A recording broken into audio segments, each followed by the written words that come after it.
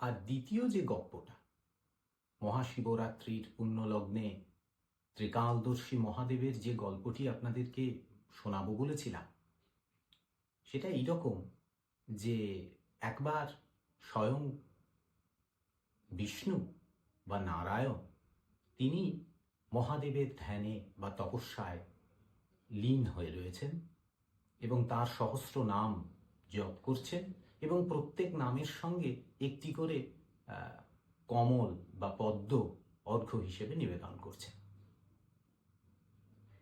আসলে দেখা যায় সবসময়ই এই নারায়ণ বা বিষ্ণু এবং দেবাদিদেব মহাদেব এরা একে অপরের ধ্যানে লীন হয়ে থাকে। আমরা মূলত আমাদের অবিদ্যার কারণেই বোধহয় এই শাক্ত, বৈষ্ণব, শৈব ইত্যাদিতে ভেদ করি।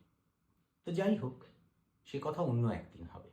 আজকে যে গপ্পটা বলছিলাম, তো এইভাবে একের পর এক তার নাম উচ্চারণের সঙ্গে সঙ্গে একটি করে পদ্ম নিবেদন করছেন ভগবান বিষ্ণু মহাদেবের চরণে। মহাদেব তাঁর তপস্যাকে পরীক্ষা করবার জন্য তাঁর সহস্র পদ্মের মধ্যে একটি লুকিয়ে রাখলেন।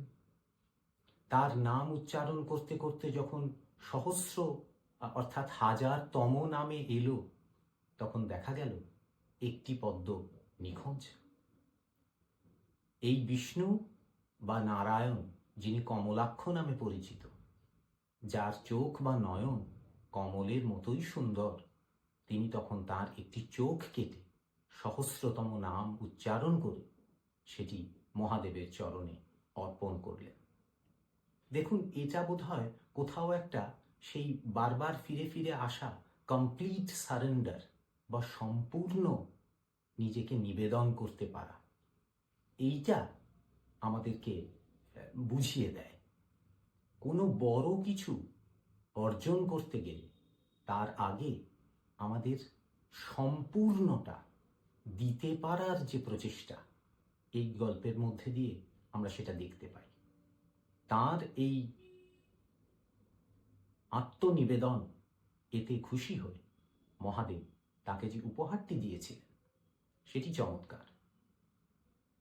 ভগবান বিষ্ণুর যে চিরন্তন অসুরদের বিরুদ্ধে লড়াই, তার জন্য তার প্রয়োজন ছিল এক মহাকালান্তক অস্ত্রের, এবং মহাদেব তুষ্ট হয়ে বিষ্ণুকে অর্পণ করলেন সেই মহাকালান্তক অস্ত্র সুদর্শন চক্র। এই সুদর্শন চক্র আসলে ব্রহ্মা, বিষ্ণু এবং মহাদেবের সম্মিলিত তেজপুঞ্জ দ্বারা তৈরি। মতান্তরে অবশ্য এই মহাকালান্তক অস্ত্রটি বিশ্বকর্মা দ্বারা নির্মিত এবং সূর্যের তেজপুঞ্জ থেকে নির্মিত, তবে সে গপ্প আর একদিন হবে। আজ শুধু এই গল্পটি বলার কারণ এই যে ঈশ্বর বলুন বা ঈশ্বর চেতনার বাইরে অন্যভাবে যে কোনো বড় কাজ করতে গেলে সবার আগে বোধহয় যেটা প্রয়োজন, সেটা হচ্ছে সম্পূর্ণত নিজেকে সেই কাজে সঁপে দেওয়া। যতক্ষণ না আমরা নিজেদের 100%টা সেখানে দিয়ে দিতে পারছি, অর্পণ করতে পারছি আগে, ততক্ষণ বোধহয় মহৎ কোনো কাজ আমাদের পক্ষে করা সম্ভব নয়। ভালো থাকবেন। নমস্কার।